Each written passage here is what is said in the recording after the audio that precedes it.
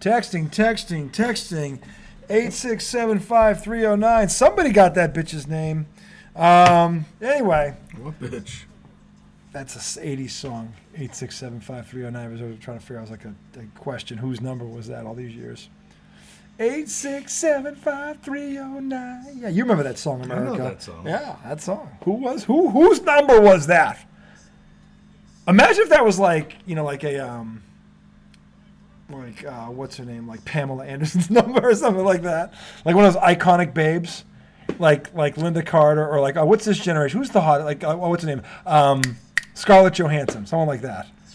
Yeah, Scarlett. Remember that was like actually her number?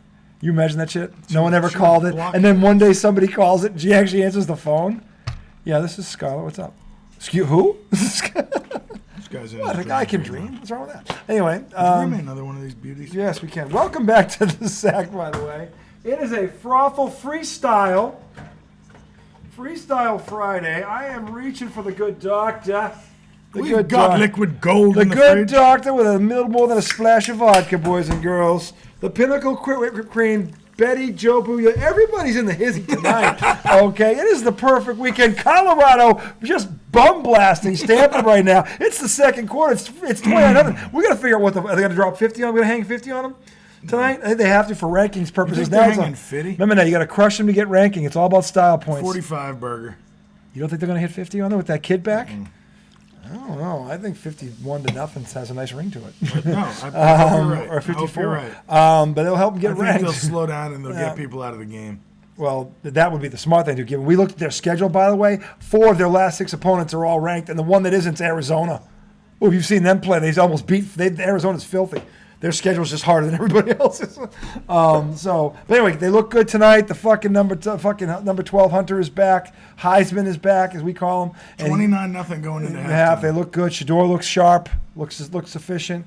He's been throwing. They have righted the ship. lasers. They're well on their way to 5-2, and they're gonna close. I'll tell you what, they got a chance to end up in the top 10 anyway if they win out. So we'll see what they do. Look healthy there. Yeah, he does. He's a stud. So segment 2, we're going to finish up with the Monday night game. We had a pawn of this. We had to consult Yoda. Every now and then, thank God the Jedi is there. We have to go to Tatooine. We did. We had to go to Tatooine. What was the other one we call it? The bar. We call the bar. Dagobah. Dago bar. The Dago bar system. The Dago bar. The Dago bar system. Yes. Yeah. The Dago bar. The Dago bar. Dago. Couple of Dagos at a bar. The Dago bar system. Dagobah system. Yes. See, that was the whole point of Star Wars right there. Talking about the Dago bar system. That's who you go. To think that Star Wars, was all based around 2 Dagos sitting at a bar is just... It was right there in front of you, America. No one picked up on it. Decades later. In between the lines. You got to learn how to read. You got to learn how to read. So anyway, and that's what we are here for. Welcome back to IDD. For those I don't disagree. Segment 2. We're going to finish up on that. We're going to go to our college football previews, and then we are going to roast over the coals, like on an open fire, like chestnuts roasting, okay? He's got a couple of managers that I think he's got a little something to say. While you're headed out the door, like couple of managers? Couple of teams. Okay? Who are we talking about here? I don't know who we're talking about. We'll get to them after the Monday night game. Now, the reason we had to take this break and we had to consult the Almighty, the Holy Trinity, Yoda, Joe Boo, and Betty, was this Dallas-San Diego, or rather LA Chargers game. They're always going to be the Chargers to me. I can't call them LA, and it doesn't just sound right. It is weird. It's just so fucking weird. Eckler is questionable. He practiced full tilt today. This is the thing. Eckler shows healthy. I think this whole game hinges on him playing. Because if he plays, they can do the one thing that Dallas doesn't want done to them. They can run the ball right down their fucking throat. And as we've seen, America, when teams do that, Dallas is 0-2. And neither game was close, by the way. So let's go with the Chargers. So if he's playing, this is the thing. If he's playing, I like San Diego. If he's not playing, I like Dallas. But I'm going to go on the premises that he is playing. So I'm going to go with the Chargers on this one because if he's there, they're going to run the ball right down their throat. Yeah. And that would be a problem because Dallas has proven they can't stop it. They can't stop it. So and with Diggs out to have the running game and the passing attack. Yeah, because the running game is not Diggs. He's not the 7 in the box. So that him not being there, they should still be. They can't stop the run. They can't stop the run. It's just like the team over there running has to be able to have the willingness to keep doing it. Right. But again, now it helps if you have a good defense or a good defensive coordinator because you can stay in the game long till you can wear them down. I think the Giants, the Jets, and especially and the Patriots all panicked, got behind early, but it wasn't that big of a deficit, and they felt they abandoned it. They abandoned it, quite honestly. Well, Giants came out and ran the football in the first drive. First drive, right down their throat. Dallas put 8 in the box. They had Diggs at that point, and then the Giants, for whatever reason, gave up on it. I felt the Giants did that against the Niners too. Yeah, and they stayed in the game because they did it. But they had a really strong first drive, and it sputtered. Or no, that was against Seattle. They did it against Seattle. It happened against Dallas and Seattle, where they had very good first drives, and then they ended in fucking. Remember what happened in that Dallas game? That first drive. First there was a sack, and the fucking kick gets blocked, and it goes the other way for a touchdown. That's the fucking worst possible thing that could have happened. And then first drive against Seattle, they're driving the ball. Yeah. And then they go for it on a 4th and 1. They try the tush push. They hurt their center. Yep. Center's been out since. Yeah, nice job on that tush And push. they didn't get the 4th. You pushed the wrong tush. It was like you had all this momentum. You were moving the ball at will. And all of a sudden you faced a 3rd and short and a 4th and short. Couldn't get the tush push because you pushed the wrong tush. Common mistake. Helps when your quarterback can squat 600 fucking pounds. Now Dimes is out. Yeah, they have no shot. Left tackle's out. Center's out. The Buffalo might drop 50 on them. This might be a 50-5 or 50-3 burger. It's in Buffalo too, by the way. How Miami didn't, I'll never know. Buffalo. I mean, Tua threw a couple picks, but Buffalo's D is good. It is. No, I'm talking about how Miami didn't drop against the 50 Giants? Well, they turned the ball over 3 times. Yeah. You turn the ball over 3 times, it's going to hurt you. I don't think the Giants had a turnover coming into that game. A forced one. No, they didn't. They hadn't forced one yet. That's true. They had not. Yeah. Unless they did against San Fran. By the way, the Patriots are at the bottom of that list too. Yeah. Anyway, I think if Eckler's going to play, I like the Chargers if he plays, because I think if he doesn't play, they're going to throw all the time, and Dallas's D will be able to tee off. They need to be able to run the ball. They got to be able to run the ball, and Eckler, I think, is the key to that. So, if he plays, I like them. If he doesn't, no doubt. So we'll go with that. We have 3 college football games tomorrow. There's a lot of good ones tomorrow, but there are 3 in particular that I circled that we're going to talk about real quick. He's heard of them already during the week. To me, there's a lot of things. This is what I love about college football. October is amazing because you have all these ranked teams going. All the cupcakes are over. All the cupcakes are over. Now you've got all these cutie ranked pies teams. are in bed. Now it's all about fucking man up. It's fucking, I love it. And all these, and tomorrow, the first one is at noon. We've got number 25 Miami, who that was probably the dumbest coaching move I've seen in 30 years, maybe 50. Well, I'm 50 years old. We're saving that until the Coles race. Well, Miami should be undefeated right now. They're ranked 25th because of stupidity, and they're playing North Carolina, who he hasn't seen them yet. This quarterback fucking stud. He's only a sophomore. Kid's a stud. Where's the kid's a Heisman? Oh, what a gentleman! Put in the shot glass. Well, how's your father? Where's your sister? Who's your brother? Is that your cousin? That's your cousin? She's looking fine. Anyway, it's a man. The first game is at noon. This is Miami at North Carolina. This was the first game I had Miami losing because Carolina is better than people think they are. They're ranked 12th. They're undefeated. They've been mowing people over, and their quarterback is as good as any quarterback in the country right now. So I like Carolina in this. Miami's defense is good enough to keep them in it, but the head coach proved to me last week that he can't be trusted. So because we'll get into it at the end of the segment, but that was. If you didn't hear about it, you've been living on the moon for the past 6 days. That was the dumbest coaching decision this side of Bill Belichick leaving Matt Judon in the game when the game was over. So, and it was dumber than that. Okay, so anyway, the next one. I mean, having enough downs to be able to kneel on the ball. They can't. They have no timeouts. The other team had one timeout left, but it was first down. They could have stopped it once to run the ball for no reason. Is kind of unforgivable. It's the only possibility you have of losing. You run the ball, you make them use their last timeout, it's first down. Then you have 3 downs. There's not enough time left even to punt. You don't even have to run the ball. You don't have to do it. You just kneel down, victory formation. And his response was what again? We don't like to kneel? Is that what I he's... think it was I something hope to like God that. that's not true. We don't like to kneel That's a down. that's a fireable offense right there. It's a very Ron Rivera-esque statement. That's the thing. It's right out of the Ron Rivera idiot tree. It really is. Are they from the same? I don't know. Same We coaching should tree? look that up because that's fucking that's dumb. That's dunce cap central. Fucking unbelievable. Dunce Cap Central. It is. It's fucking. You got to be a fucking dunce. It's ridiculous. Oh, hold on a second. He said, I made the wrong call. I take full ownership in not taking a knee and giving them the opportunity to have a couple extra plays and preventing us from sealing the win. Yeah, you're a moron. Well, at least you said that. Yeah. What else could you say? The worst thing would be to make an excuse. To That double makes down. You, to double down makes you worse. You at least fall on the sword and say, yeah, I fucked up. Because you're human. I mean, Right. but in any event, the second game, this is the big one at 3:30. Number 8, Oregon at number 7, Washington. I have been dying for this guy to see the Washington Huskies all year long. These guys got first-round draft picks all over that offense. They look like, when you look at them, they look like Georgia last year. Like they are physically, they just look like that? men. Washington. They look like men among boys. They have They look like an SEC team? They do.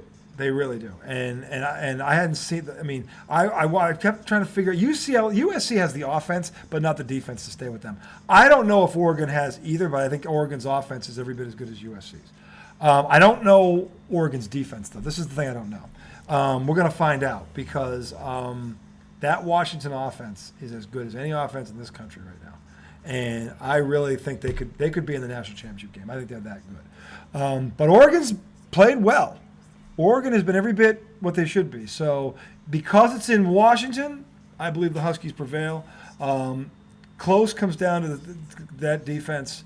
Can Oregon hold them to some field goals when they get in the red zone? So far, nobody's done it. If you look at Washington's stats across the board, they're like top 5 in everything. In every fucking conceivable offensive stat, I think they're top 5 in the country and everything. So we'll see what happens there. The late one, if you want to call it the late one, number 10 USC at number 21 Notre Dame. This is a job saver, a job fire termination game. You think so? Yeah, if Notre Dame loses this game, when they should have beaten Ohio State, and he went for that dumb 4th and 9. What's the young coach's name? I don't know, but he looks the part. Isn't he a former Notre Dame player? I don't know. I think he was. But he looks the part. But he's made a series going back to last year when he played not to lose, and everybody knows him. He admitted it. That's fine. Last year I chalk it up to he was thrown to the fire as a head coach first year, kind of like Missoula, didn't have a lot of time. Yeah. And so I kind of gave him a pass on that. But this year, he's cost his team 2 games that they could have won against ranked opponents. That hurts. So as a coach losing 2 games. Notre Dame is good enough to beat USC. Notre Dame's defense is all that. They really are. They're one of the best defenses in the country. But what have they done? I know they beat held Ohio State to 14 points. Is Ohio State that good though? Yeah, they are. have Marvin Offensively, Harrison. Ohio State is a top 5 offense in this country when healthy. It is. And by the way, that receiver, Marvin Harrison Jr., he's every bit as good as this Hunter guy. Yeah. He is. He's every bit as good as him. Yeah, he is. Better than him. He might be, but he's already. Now he can't play the other way. No, this is where he's a better all-around Yeah. player. He plays defense, but from an offensive standpoint, Marvin Harrison Jr. is the best receiver in America. He is. So, Notre Dame held him in check for 4 quarters. Like he really wasn't a factor. So Notre Dame has the tools on defense. Will the coach cough this one up? If he does, it's his job, I think. Who'd they lose to? They lost to Ohio State by 1 point, and they lost at ranked and undefeated. It was last week. Who was it? Duke. No, they beat Duke. They played 3 ranked teams in a row. Okay. It was They got stumped, didn't they? no, it was 33-20 at the end. It was 27-20 when he went for that stupid 4th down. Who did they lose to? Who the hell was it? I'll pull it up right here. Notre Dame. Scores. And then they were week 6. Ranked teams. Where was the team ranked? Where was it? Notre Dame. At Louisville. Louisville's good. That's a very Did you know good Allen team. Houston's son plays on Louisville? A football team? Yeah. I didn't know that. No. Yeah. I saw a picture of it after that game. I mean, honestly, Louisville has been killing people all year long. I mean, they beat BC by 35 after BC almost beat Florida Louisville's not State. a bad program. No, they're not. That's where Lamar was. Lamar Jackson came out of there. No, they're not a bad program. So, I mean, it's not that big of a shot. The problem is Notre Dame played 3 heavyweights in a row. And I know you're sleeping on Duke. Duke is going to end up with a 9-10 win. So I'm a casual college football fan. Mm-hmm. That's why I sleep on Duke. I'll even sleep on USC. This is your education. I know. That's good. You start to learn the ins and outs. But I'm telling you, I can give you that perspective of like somebody that doesn't watch that much college football. I look at Duke and I go, well, they're not known historically exactly as a football. They're a basketball power. Right. So I get it. I do. But this team this year, oh yeah. And again, the ACC has had a bounce back year. I mean, you can't Florida judge a team State, based on Florida the score, State's man. back. Miami is a bonehead call from undefeated. Miami's back. North Carolina is fucking filthy. Louisville is filthy. Okay, They're 6-0. Yeah, Louisville's crushing people. They've been crushing people.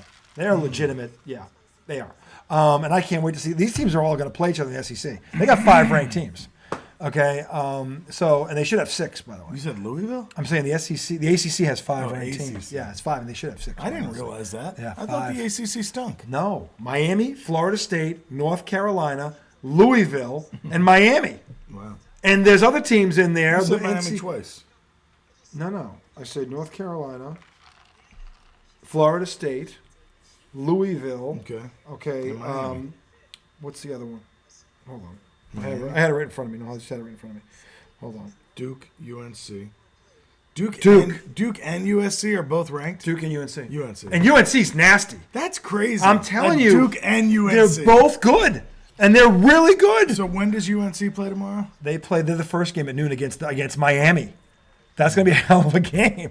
And I tell you right now, if Miami goes in there and wins that game, if Miami goes in there and wins that game, Miami has the talent to beat them. If Miami wins that game, oh my God. So UNC has the stud quarterback. Dude, I think if Danny Dimes doesn't work out, he's the guy in 2 years. I think you give Danny Dimes 2 years. Well, but again, that depends. If they got to build the offensive lineup, that's another. I mean, the problem is I can't beat him up because his line is already doing it. Yeah. His line is killing him. 11 sacks against Seattle. You can't fucking tell me there's an offensive line in this league that bad. Because Seattle ain't that fucking good. Dude, you know what the worst part is? Like, it doesn't matter. Because if they don't fix it soon, he's going to be fucking... Well, no quarterback. He's going to be David Carr. Yeah. No, and the thing is, no quarterback could work behind that line. Remember what happened to David Carr? Yeah, he got beat up. He went to... I think he was on the Texans, right? Started out there. And was good in the beginning. But he just got his ass kicked. He got his ass kicked. And he was a shell of himself after that. Yeah. So that's Derek Carr's older brother, who's supposedly better than Derek Carr. Dan Orlovsky said something a couple of years back that I never forgot. It was kind of the equivalent of my dad telling me more games are lost. That's where I learned that from my father. More games in the NFL are lost than won. Dan Orlovsky made a statement a couple years ago I never forgot. He said, more quarterbacks are destroyed in the NFL than not. Mm-hmm. And I thought he was nuts, but looking at what's been going on just recently, true. There's a lot of smoke there. There really is. Yeah. So I mean, back to that Notre Dame USC game. I like Notre Dame because they're back against. Well, USC's defense has not stopped anybody. They have not locked down any legit offense. Didn't stop Colorado. They didn't know, and Colorado's got legit weapons besides that kid. And if he was there, I think they would have beat him. But Notre Dame's that quarterback is nasty. They've got a tight end. They've got a very good. Notre Dame can run the ball right down your throat. Notre Dame might have the best smash mouth running game in the country. They can literally line up and go, we're going to fucking kick your ass and do it. I mean, they can do that. So, and I saw them do it with Ohio State, who has a great front seven. So, I mean, I think Notre Dame wins that game because that's a save the coach's job game. And they have to. If he loses that game in a similar fashion to the other two he lost, he's on the hot seat. He really is because they have the talent to beat these teams. They really do. And they haven't always in the past. So that's our college segment. We're going to switch to baseball. This break brought to you. Don't slap on the sponsor. This pee break brought to you by the Good Doctor. Have you checked your urine lately, boys and girls? And as a bonus sponsor tonight, yes. Pinnacle Whipped Cream Vodka. This is key. This is the key ingredient, America. Dr. Pepper Cream Soda Zero with sugar with a shot and a half. That means zero zucchero. Yeah. Okay. Zero zucchero. Yeah. And, no sugar. Yeah, and a shot and a half of the whip, the Pinnacle Whip. And some ice. Mm-hmm. An iceberg. An iceberg. Yeah, the one that sunk the Titanic, preferably. We're going to transition to Major League Baseball. Tommy's going to take the lead on this because he is our baseball guru. And two teams were unceremoniously dissed and dismissed right off of center stage. I haven't been following it closely. The Red Sox have been out of it for a while. But this is where the road meets the road. The final 8 teams are usually, these teams are all legit. But what I saw, the past couple of days, wow. Not that they necessarily shouldn't have lost, but the way they lost, it's weird. And and he's talking about these higher seeded teams having too much time off. He could be right about that. Baseball is one of those sports where you really can't go more than a couple of days off because you lose your rhythm, you lose your momentum. It's like not, if you're a golfer and you don't golf for a week, like a whole week, and then you come back and those that first round is probably rough. It's usually rough. So this would be the equivalent of that with baseball. I think. Again, it's not a physically taxing sport unless you're a pitcher. So you can play every day. So to Tom's point about the layoff, I want him to elaborate on that further because that's another one that we've been hearing a lot of the past couple of years about the extended layoffs before the postseason for these 100-win teams and how it seems to be killing their momentum and if there's any smoke there. Which I seem to think there is because it seems to keep happening. There might be smoke there, but I hate excuses. Everybody hates excuses. Because my team has there's a track record of this, which there is, 6 different teams. Okay, so this is why I don't like this argument. Okay? Because when the Mets do it, the Mets are a joke. Okay? The Mets are the biggest fucking, clown show in America. When somebody else does it, it's like, we need to look at this time off here. You know what I'm saying? Like, if you win over 100 games, you should get to you should beat the team in the divisional round. You should at least get to the conference championship. Thank you. I think. Okay. Barring injury. Right. Barring major injury, you should get to the conference. And I think there is a way to do it so that you keep your timing. Your guys have to play simulated games. I don't see what's so hard about that. You don't just let your guys take batting practice for 5 days, play simulated games. 5 days off, and it's cold. It's October. It's usually a lot of states. It's cold. If you're on the left coast, doesn't matter. But it's not a lot of these games are in right the East Coast. No, but for them it is. They're used to 80, 90 degree heat, and all of a sudden it's 65, 55, whatever it is. Some of these Philadelphia gets cold at night now. Okay, so let's. I'm not saying that. Let's talk about the team. Both teams got to play in it. Let's talk about. Oh, you're talking about playing the games. Yeah. It's not that cold. I don't know. Not yet. Well, now maybe in Minnesota or whatever. Well, I could have swore that Philly guy who wasn't smoking cigarettes when he breathed and you could see the fucking air coming out of his mouth. It wasn't that bad. If you can see it, it's bad enough. Okay, I'm just saying. When the Mets win 100 games and lose in the wild card round, everybody fucking shits all over them and says they're a joke. Got swept too. Who? The Mets got. No, they didn't. They won the second one. They won the second one. They lost the third game. But when the Mets did it, it's like, now I know the Mets didn't have any time off. They just lost in the wild card round. Yeah, they have 7 days off. 5 days off, whatever it was. But if you win 104 games and the team behind you wins 90, you've got to win that series. In the case of the Dodgers, where their pitching staff was banged up, I can kind of understand that one. Well, Clayton Kershaw gave up 6 runs before they got an out. Yeah, he's not what he was. You said that, right? Yeah, he's not what he was. So, they were he was coming back off an injury. They were hoping he could go 4 or 5 innings. Yeah, he didn't even do that. He didn't get an out. He didn't do that. Yeah, he didn't get an out. No. He gave up 6 runs, no outs. That's bad. That's a bad way to start. In the playoffs, that will kill you. That's a death sentence. That was a death sentence. Is he limping? No, he's back out. Oh, okay. He's like, no, man, I'm coming back in. Travis He's trying to get the Heisman Trophy in one game. Yeah, so that's the only reason I don't like that, because the Braves won 104 games or whatever it was. Yeah. They're the best team in baseball. Yeah, they were all year. Ronald Acuna got 2 fucking hits. Yeah, he's a stud, too. He's the best player in baseball. Mookie Betts disappeared. Yeah. Best leadoff hitter in baseball disappeared for the Jets. No, look, I get it. I get both sides of it, though. I'm not saying that. Look, inevitably you got to rise above it, but I'm not saying there isn't something to it. Is all I'm saying. It is a challenge. I'm not saying it's the sole reason they lose. No, No, because if you're as good as Mookie Betts and Acuna is, no fucking way you're doing that. Yeah. I don't give a shit how. No fucking way. Well, And you that's have the to thing. find a way to keep your timing for that week, and I think that can be done. Of course it can. But Yes. you're probably gonna have to be Baseball, creative. unless you're a pitcher, is not that physically taxing. That's why they can play every fucking day. Right. It's not.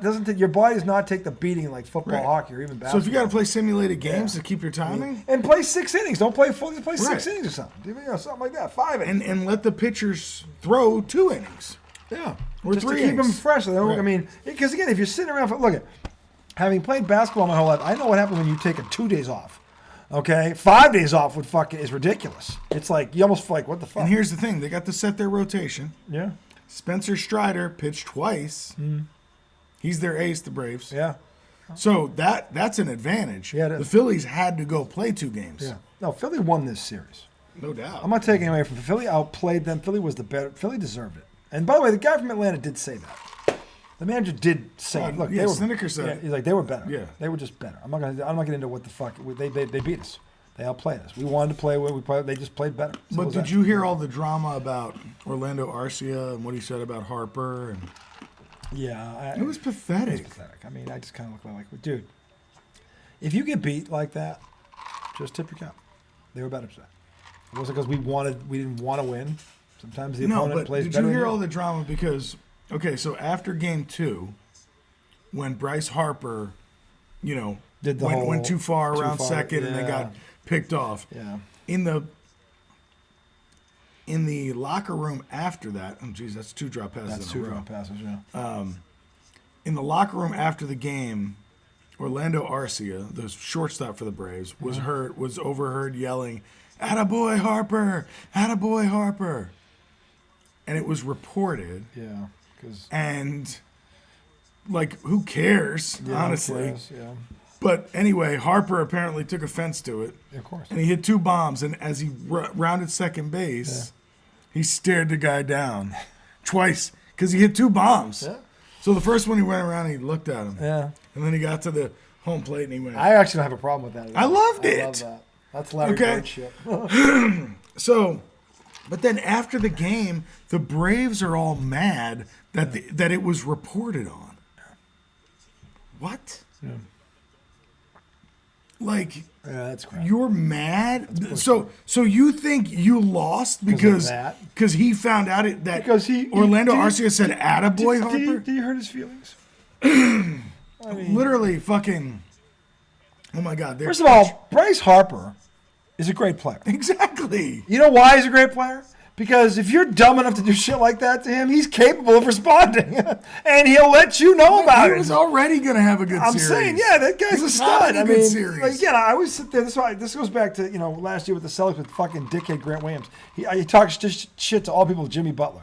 Yeah. Like, really? What are you fucking that guy? That fucking guy? No, like, but you my stupid? thing is this: Arcia Like, yeah. wasn't talking shit to him. No, but Now he didn't have to yell his name out. I'm but- saying he took a jab. Took a jab at him. Right, but my thing is for the Braves to be mad, and then Alana Rizzo, a reporter on MLB Network, Yeah. who annoys me because I've heard her eviscerate the Mets. These women. She eviscerated the Mets last year when the Mets won 100 games Yeah. and then lost. She completely blew them up. These women reporters, some of them. I mean, there's a Jamel McGee who got basically laughed out of the business. This broad. Jamel McGee. Yeah, remember her? You're talking about Jamel Hill. Whatever her name is. You combine JaVale McGee Yeah. and Jamel. He's always unchecked and a fool. That's why. Jamel Hill. Jamel McGee's always unchecked and a fool because he's the fool. But anyway, It's then not there's women Malika reporting. Andrews on It's not NBA women, Today. there's- No, but they There's go too 100 far. reporters that go too far. No, but these women, there's a slew of them now. There's like more women than That men. go too far? Yeah, go too far. They do. Yeah, what's her name? The psychiatrist there on Get Up. What's this nut job? Who got a degree and she always tries to compare football to like men and women relationships. You just want to go. Kimberly Martin. Kimberly Martin needs to go to you're in the wrong profession. Just fucking go get an office, get a couch, get a fucking notepad. Is she a psychologist? I She thought has she was a degree in doctor. Whatever she is. She Talks about injuries. She keeps talking. No, not her. No, this girl. No. Kimberly Martin. No. This girl's got the. No. All right, well, shit. What are we talking about? Anyway, We're talking about. I was talking about something. You changed it to that shit. No. Anyway, I was back talking to the about baseball. Alana Rizzo. I was talking about Alana That's Rizzo. you started it. No, I was my trying fault. to tell a story, and you were like, "See these women? You changed it." It's another female reporter getting under my skin. There's more male reporters that get under my skin. That's just because there's more of them in the business. Exactly. But in terms of percentage, no. yeah, women. There's more women bitches than no. Some need to shut up. Anyway, go ahead. So back to this. I mean, I'd rather have a shitty woman reporter than a shitty man reporter. Well, if they're hot, at least they're eye candy. There's nothing. There's something. Everybody's attractive on TV except Brian Windhorst. See, that's proof that not everybody. And me. What are you talking about? A strapping young man. You're right. Yeah. You're right. What am I talking about? Yeah, look at how I wear this. Yeah, you're hoodie. stout. I'm thick. He's stout. Thick. Stout. But anyway, Alana Rizzo went off saying that the locker room is a sacred place. You get in there, you do your business, you get out. You're not allowed to overhear things. Like, that coming. Shut the fuck that up. Coming. This is my point. You just made my point. That coming from a woman sounds ridiculous. It does. Why? Because that's what women are all about. Over dramatizing this shit. Everything gets out. That's what they do. And now here's this fucking female reporter calling them. Really? Really, lady? You're not the person to be saying that. Okay. Well, it doesn't she's sound saying right. She used to work in, she used to be in a baseball clubhouse, and this is how she handled her business. My thing Was she on the team? No, she was a reporter. That's how she handled her business. So, okay. Right. So she's saying when I did it, this is how you do it. You don't go in there and look for something like that. You shouldn't report on something that somebody's not saying to you. And I'm just kind of like, she's wrong. I'll tell you why. That's ridiculous. She's wrong, and I'll tell you why. Because I've heard many, many, many male reporters say the exact opposite. Because what athletes are male, why? Because it's always this. She just fed into my argument. Because there isn't a male reporter out there that would agree with that. Okay, here's the thing: if you're in that locker room, because first of all, there's going to be reporters in there. There are baseball players that are mad. You know what reporters are in there to do, Tom? Report. Fish. And what are they fishing for, Tom? Stories. Okay? You already know they're in there. Yeah. Okay? So, and by the way, they even tell you when the press is coming in. So don't be flapping your gums or airing your laundry in front of the press because there's a 99.9% chance it's going to get out. And here's the thing. It wasn't even that bad. Probably, yeah, but still, it's going to get out. Attaboy Harper. Honestly, on a scale of 1 to 10, that's about a 3. Yeah, it's a 3 at most, at best. Yeah, that's giving it legs. Okay, but no, I get it. It's not that big of a deal. But Harper hit a couple bombs and took the opportunity to rub it in that guy's face. But for her to sit there and say that these reporters shouldn't do their job, it's ridiculous. And the athletes know, the pros know. Believe me, that didn't get out there by accident. They wanted him to hear that. Travis Darno, their catcher, was like, "See, it's just sad that." One reporter ruins it for all the people that have been here all year and doing things the right way, and now we're just not going to be able to talk. That's bullshit. Shut up. That's fucking bullshit. Shut up. That's you won 104 games. Bullshit. And you got choked to death. Division you series. Professional athletes know the reporters are going to be in there, and you know when they're going to be in there. And any coach that has half a brain is telling you when they show up, lock it up. Whatever peccadillo, lock it up. It doesn't get out. Any good coach can tell you to lock it up. And then if it does get out, a good coach ain't going to deal with you in public, but he's going to call you into his office. You're going to have a conversation, and you're not going to like it. Okay? He's like, why are you fucking doing that? Now the other team's got on that fucking bulletin board, you dumbass. There isn't a good coach on this planet, any sport, that wouldn't fucking be, especially at the pro level, where the reporters are everywhere. They're not just in the locker room. They're out in the fucking parking lot. They're on the fucking walkway on the way to the parking lot. You come outside the John, they're standing right outside the John going, oh, were you finished? Oh, good, I was going to go in there. Really? Really? No. Yeah, really. You've been to a fucking pro. Yeah, really. They're everywhere. And that's their job. They're fishing. Why? Nachos. How do they get paid? I'm the guy who broke that story. And that's what they're doing. They're fishing. Don't give them nothing. And it's something as simple as this. Look what happened. This isn't that big of a deal. You're right. But that's what they took and went out there, and then look what happens. It becomes a story. Dude, no fucking shit. That's their fucking job. And then it's so embarrassing because they're asking the guy, like, hey, And he's like, it wasn't supposed to get out. I said it in the locker room. It wasn't supposed to get to him. I'm just like, man. Bullshit. Y'all look like a bunch That's of bitches. bullshit. That's total fucking bullshit. You knew what you were saying. You knew they were in the locker room, and you didn't care. That's the fucking truth. So after you didn't care. After the Philly celebration, they were in there going, fuck the Braves, fuck whoever we play next, and always fuck the Mets. They're not complaining that got recorded. No, they wanted you to see it. They don't give a shit. Okay, and by the way, that's what makes sports great. These teams don't like each other all of a sudden. That's called competition, boys and girls.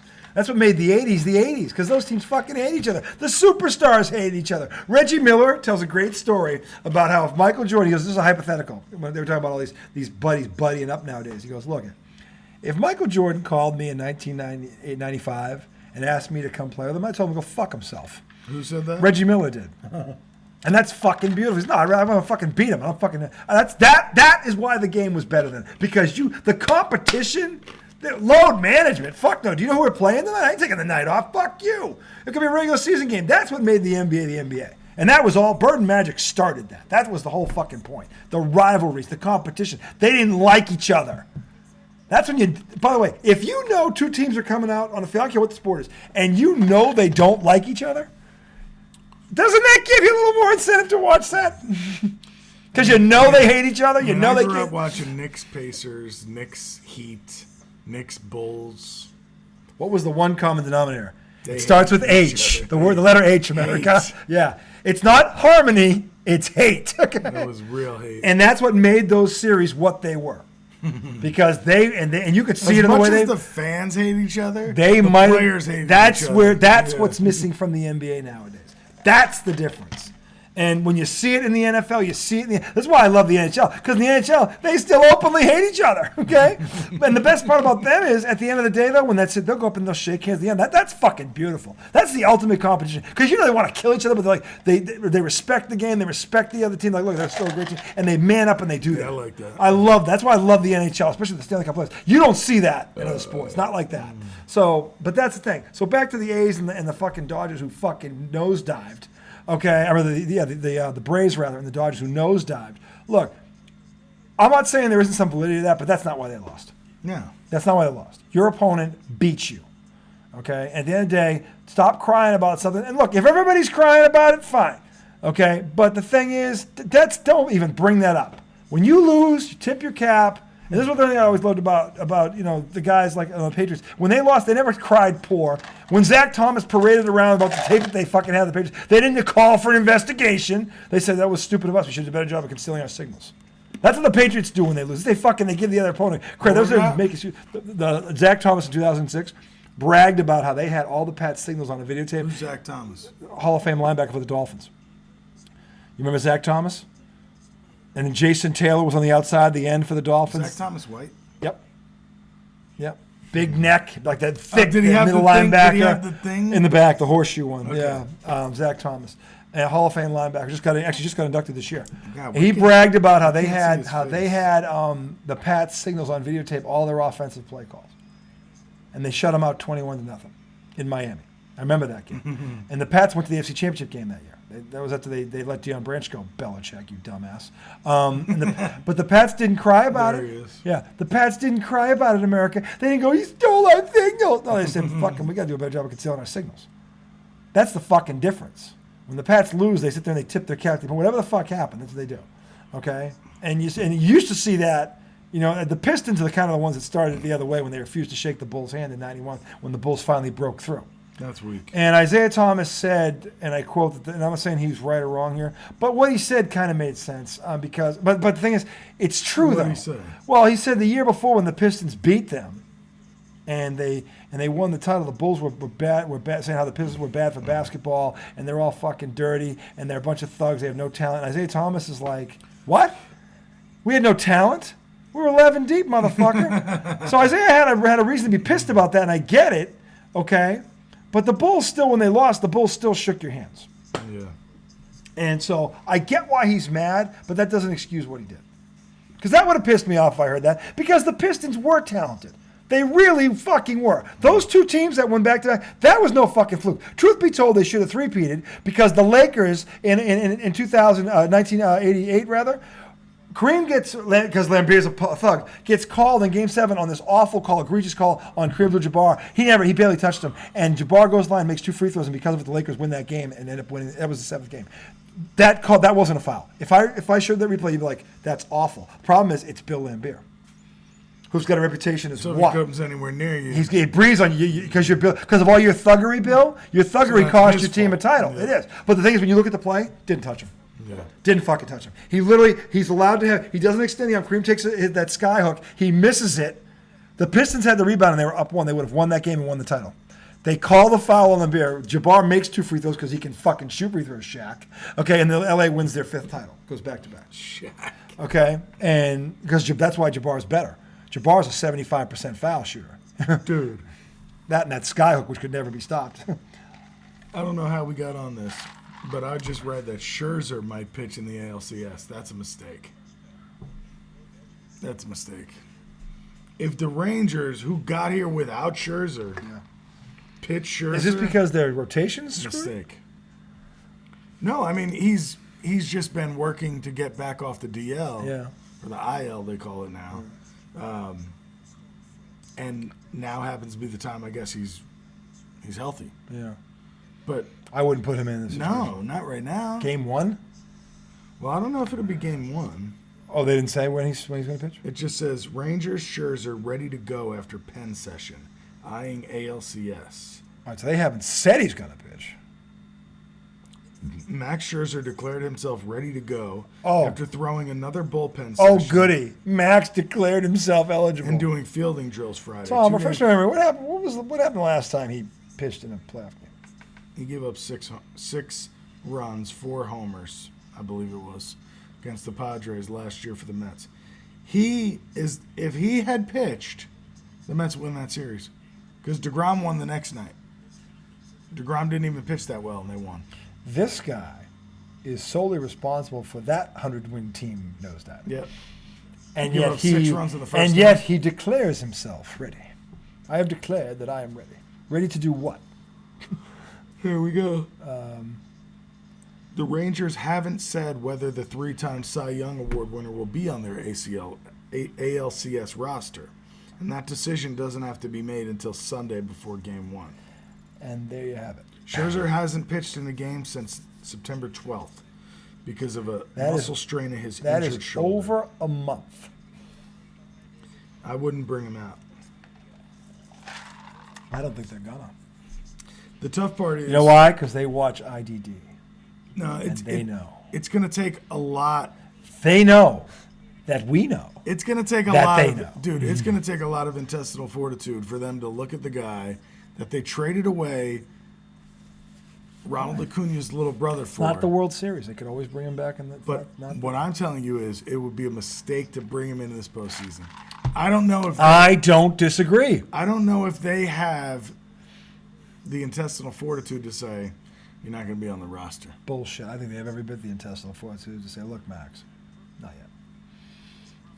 And then in the If World things- Series, will they have the same intestinal fortitude? Look, say they go up. Is this best out of 7? Yes. All right. ALCS Say they and go up NLCS. 2-0 or maybe 3-1 or something. Maybe then they put him in to try No. and get that game. Or they put him on the roster, but they don't pitch him. Because you can do that too. But you can't do that Why not? because you might need another pitcher. Maybe he pitches in relief. You can use him any way you want. And by the way, that would be smart. If I'm they're saying blowing they somebody should out, pitch him. get him in there with a couple of innings to get loose, to get back in there, and get a couple of easy outs in the game, and get him rolling. That's not how it's going to happen. How do you know how it's going to happen? You don't even know if they're going to activate him. I'm saying if they activate him, they're not using him to mop up duty. They're going to have to fucking pitch him in they big will. spots. How do you know? He's Max Scherzer. The same Max Scherzer who gave up how many runs was it last year? Dude, they fucking That guy? traded for him. That guy? I'm just asking you, is it the same? Was it that guy? Yes. Yeah, I don't give a shit. They traded their top prospect Hey, for him. here's the thing, America, and he already knows this. One of them. He ain't that dude anymore. I know that. And maybe they do too. Then that In is which my case, point. He shouldn't mop be on up the- duty wouldn't be a bad option. He shouldn't be on the roster if that's what you're going to use him for. If you're going to use him with the intent of eventually starting, but maybe he gets in one game and he pitches a couple of just to get loose. So he's not having the pressure on him yet and having to throw 6 innings or 5. I wouldn't trust him.